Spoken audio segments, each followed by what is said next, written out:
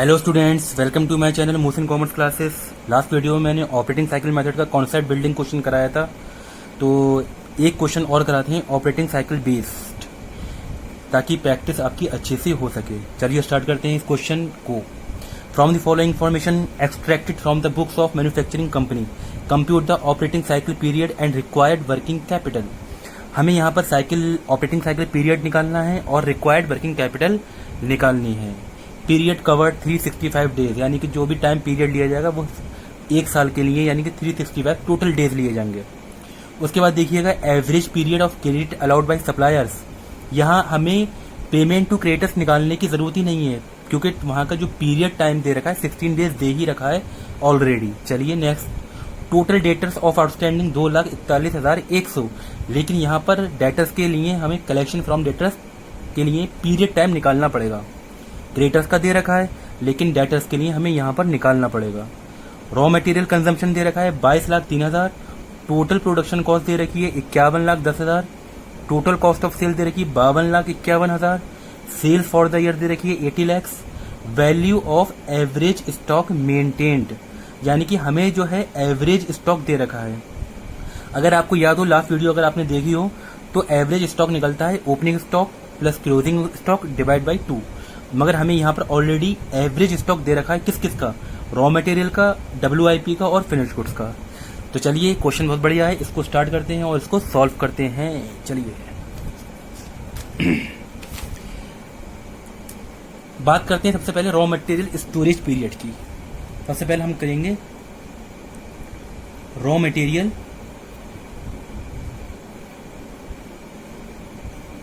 Storage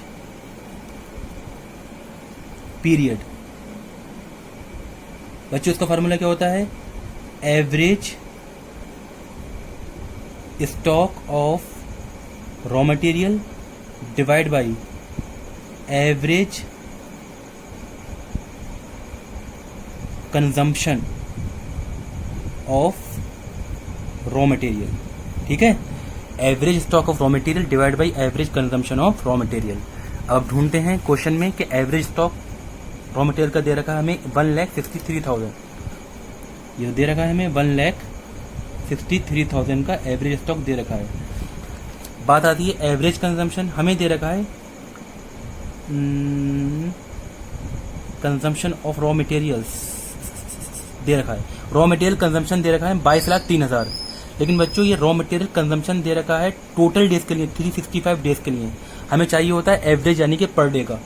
तो कितना बताया? 22,03,000।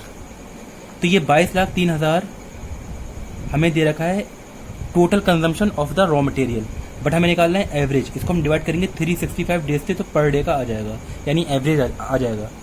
चलिए इसको सॉल्व करते हैं। ये हमारी अमाउंट आ जाएगी 1,63,000 डिवाइड बाई 22,03,000 को हम डिवाइड करेंगे 365 डेज से। 22,03,000 डिवाइड बाई 365, तो हमारा आ गया 6,036 रुपये। 6,036 रुपये, ठीक है, ये हमारा आ गया। अब इसको हम 6,036 से 1,63,000 को डिवाइड करेंगे, तो 1,63,000 डिवाइड बाई 6,036, तो ये अमाउंट आ गई बच्चों हमारी, यानी कि 27 डेज आ गए हमारे ये। ठीक है, यानी हमने जो निकाला है अभी रॉ मटेरियल स्टोरेज पीरियड निकाला है, जो कि आ गया। नेक्स्ट बात करते हैं अब हम WIP कन्वर्जन पीरियड, यानी कि work in progress conversion period.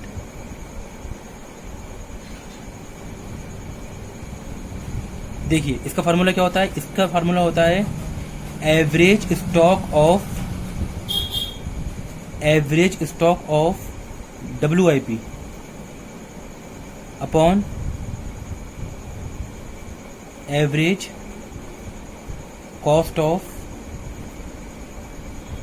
ये निकलता है प्रोडक्शन पे। अब देखिए एवरेज स्टॉक ऑफ WIP कितना दे रखा है हमें? ये दे रखा है 1,82,000। एवरेज कॉस्ट ऑफ प्रोडक्शन कैसे निकलेगा? देखिए हमें दे रखा है टोटल प्रोडक्शन कॉस्ट कितनी दे रखी है? 51,10,000। 51,10,000 10,000, लेकिन हमें चाहिए कैसा एवरेज, तो हम 365 से डिवाइड करेंगे इसको। तो 1,82,000 तो ऐसे ही लिख दिया हमने। 51,10,000 को हम डिवाइड करेंगे 365 डेज से, ये आ गई अमाउंट हमारी 14,000। 1,82,000 को हम डिवाइड करेंगे 14,000 से, डिवाइड बाई 14,000, ये अमाउंट बनी हमने हमारी 13 डेज, यानी हमारे आ गए 13 दिन। नेक्स्ट है हमारा 3 वाला फिनिश गुड्स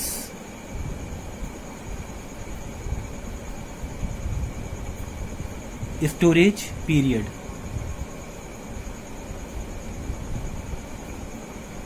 इसके लिए हम निकालते हैं average stock of finish goods upon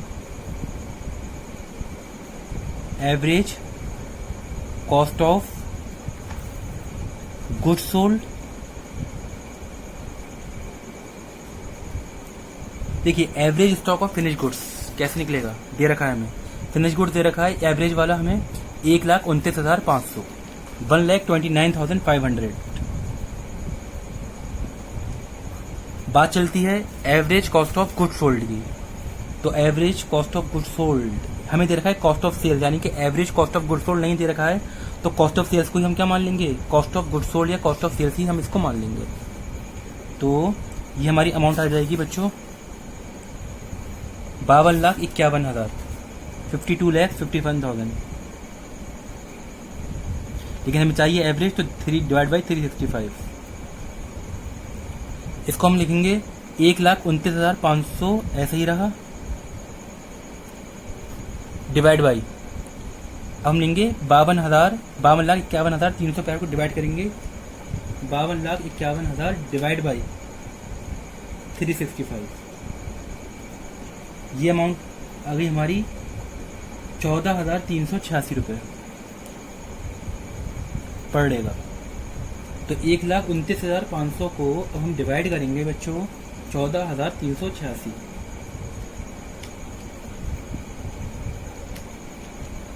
ये आ गया हमारा 9 डेज। ठीक है, देखिए रॉ मटेरियल स्टोरेज पीरियड आ गया, WIP स्टोरेज पीरियड आ गया, फिनिश गुड्स स्टोरेज पीरियड आ गया।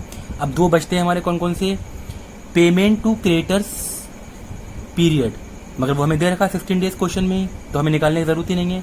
बाकी बचे डेटर्स, यानी कि हम निकालेंगे कलेक्शन फ्रॉम डेटर्स, उसके लिए टाइम पीरियड देखना पड़ेगा। ठीक है, तो नेक्स्ट हमारा है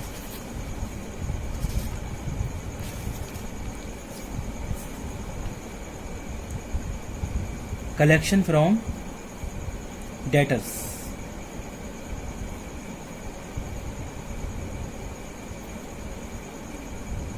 डेटर्स पीरियड, इसके लिए एवरेज डेटर्स अपॉन नेट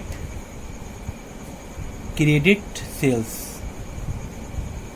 ठीक है, अब देखिए एवरेज डेटर्स, नेट नहीं आएगा, सॉरी एवरेज आएगा, एवरेज क्रेडिट सेल्स। अब देखिए क्वेश्चन में हमारे डेटर्स कितने दे रखे हैं, average total of debtors outstanding दे रखे हैं 2,41,100, तो हमारे एवरेज डेटर्स आ जाएंगे बच्चों 2,41,100 divide by average credit sales, credit यानी कि उधार। अब देखो हमें खाली सेल्स दे रखा है, तो हम ये एज्यूम कर लेंगे जो 80 लाख रुपए दे रखे हैं ये क्रेडिट सेल्स ही हुई है, कुछ नहीं कह रखा है, तो हम इसको मान लेंगे कि ये जो सेल्स है वो क्रेडिट बेस पर है 80 लाख की।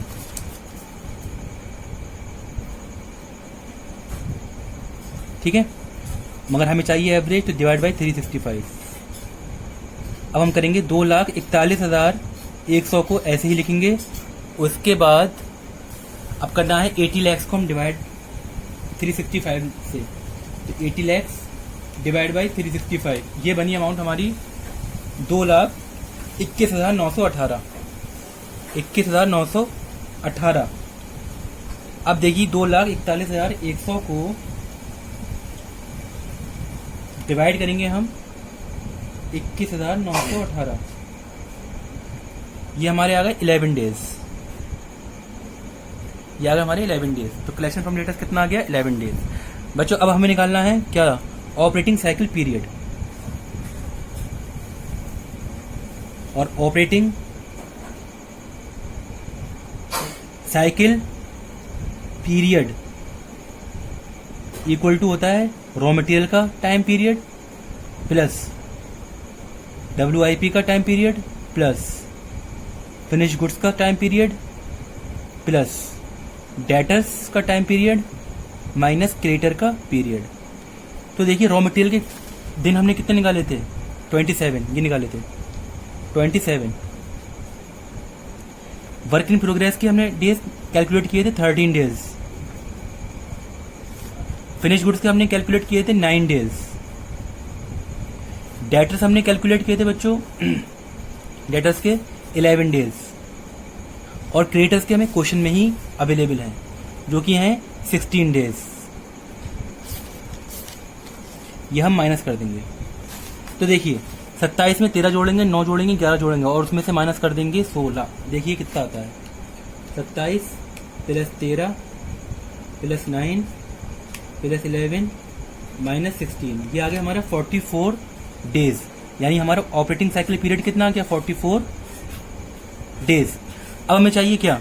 हम निकालेंगे number of operating cycle period, यानी कि हम देखेंगे एक साल में number of operating cycle period कितने बैठ रहे हैं। तो number of operating cycle period in a year, यानी एक साल में कितने बार ये सर्किल घूमेगा। तो ये बैठेगा 365 डेज। देखो टोटल होते हैं हमारे एक साल में, और हम ऑपरेटिंग साइकिल पीरियड यानी कि 44 से इसको डिवाइड करेंगे तो देखते हैं कितना आता है। 365 डिवाइड बाई 44 यानी कि 8.3 टाइम्स। सही है, ये हमारा बैठ गया number of operating cycle period. अब हमें निकालना क्या? Working capital required. Working capital required, ये होती है हमारी total operating cost per annum, यानी एक साल में जो भी टोटल कॉस्ट आ रही है वो divide by number of operating cycle period. तो देखिए total operating cost per annum कितनी बैठेगी। तो देखिए हमारी जो टोटल कॉस्ट है वही हमारी क्या हो जाएगी? Total operating cost per annum, यानी कि 52,51,000। 52,51,000। और इसको हम डिवाइड कितने से करेंगे? Number of operating cycle period कितने आए थे? 8.3 टाइम्स। तो इसको हम डिवाइड करेंगे तो हमारा वर्किंग कैपिटल रिक्वायर्ड आ जाएगी। तो 52,51,000 डिवाइड बाई 8.3, ये हमारा आ गया 6,32,651 रुपीज। 6,32,651 रुपए। आई होप आपको ये जो कॉन्सेप्चुअल क्वेश्चन है समझ में आया होगा। अगर कोई प्रॉब्लम हो या कोई दिक्कत आई हो तो आप कमेंट करके मुझसे पूछ सकते हैं। ओके, अगर मेरा ये कॉन्सेप्ट बिल्डिंग क्वेश्चन अगर आपको समझ में आया हो तो आप मेरी वीडियो को लाइक कर सकते हैं, और अगर आप नए हैं मेरे इस चैनल पर तो मेरे इस चैनल को सब्सक्राइब कीजिए, जिससे कि मुझे मोटिवेशन मिले और मैं इस तरह के क्वेश्चन के ऊपर बेस वीडियो और बना सकूं। Okay, thank you.